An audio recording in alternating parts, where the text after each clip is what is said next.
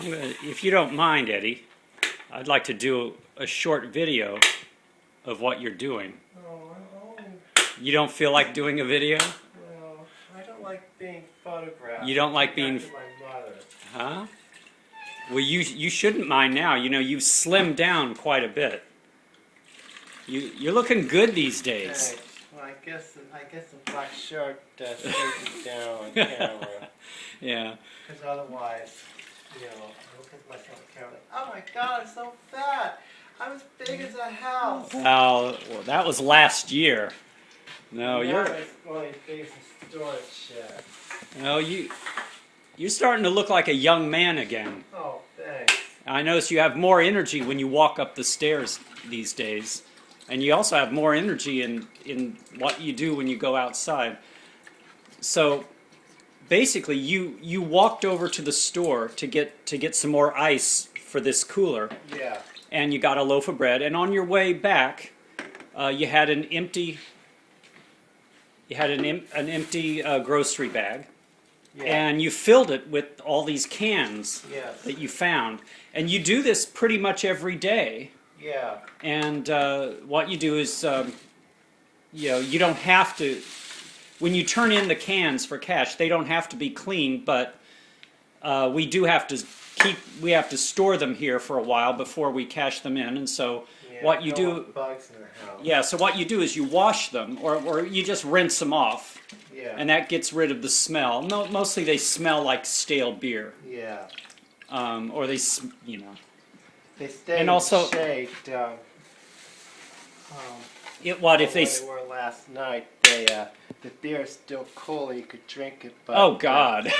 I'm not going to drink somebody else's beer. Yeah, I don't blame you. Okay. So this is what we have for, this is our sink, and this water bottle over here is our water faucet, Yeah. and our water supply is down here. Right. And we fill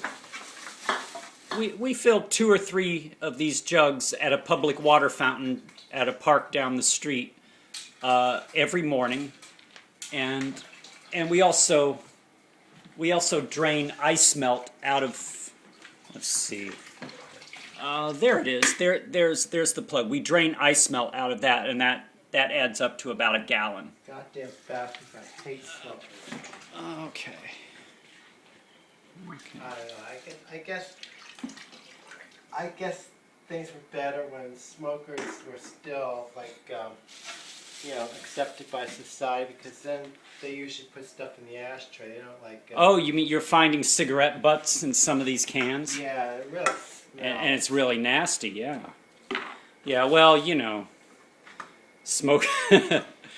It's very difficult for a smoker to quit, even though now, smokers are almost pariahs. You're not allowed to smoke in public anymore. And, but, tobacco and nicotine, it reprograms, your metabolism and your desires. And it's very, very difficult for people to quit. So, they go outside to smoke. And of course, nobody provides ashtrays anymore. So, they end up in some of these. Yeah, the worst is parents who smoke.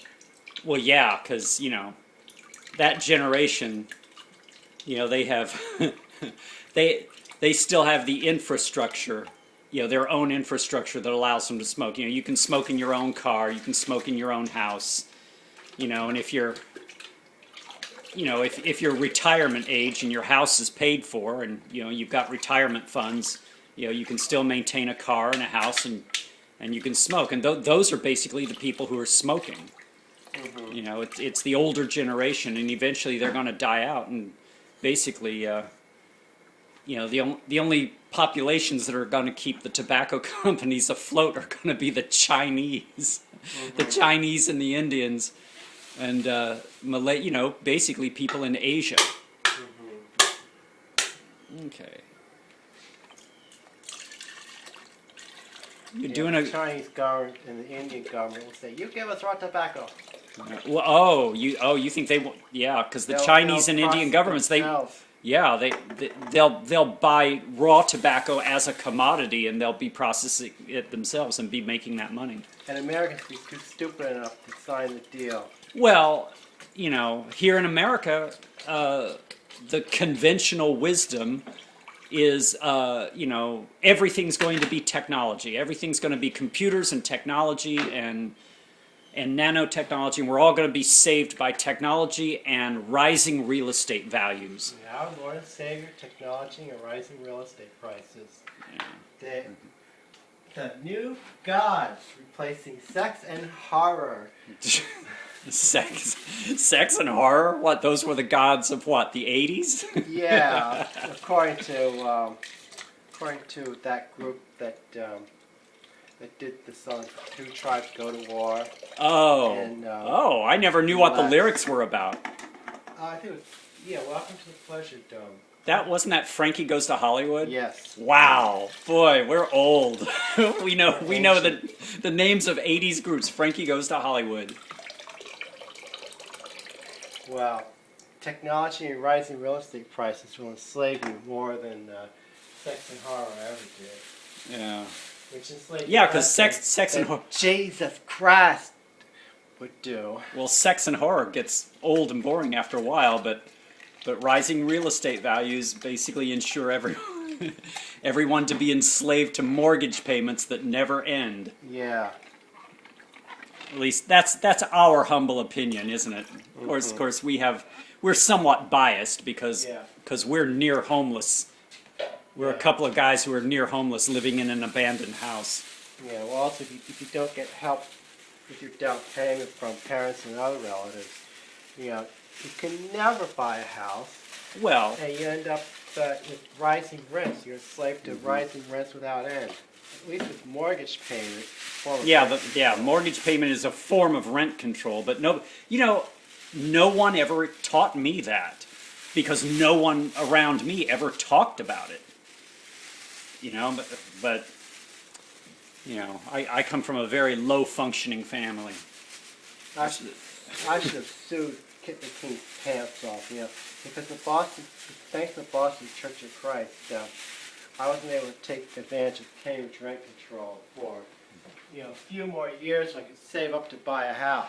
And that was the point of what the old rent control programs were supposed to be about. Yeah. Okay, let's see. Eddie's going to take this bucket. We're walking over the fire hole. Let's see. You doing the Garday Loo? Garday Loo. Yeah. It was full of stale beer and tobacco juice and nasty old cigarettes. Okay, so that's how we drain our sink essentially by dumping it out here on these banana trees. And the banana trees love it. Yeah, we just there's a little patch of ground around the concrete downstairs. Yeah. And these banana trees actually do grow bananas. Yes, they do. Okay. Okay, thank you, Eddie. Mm-hmm.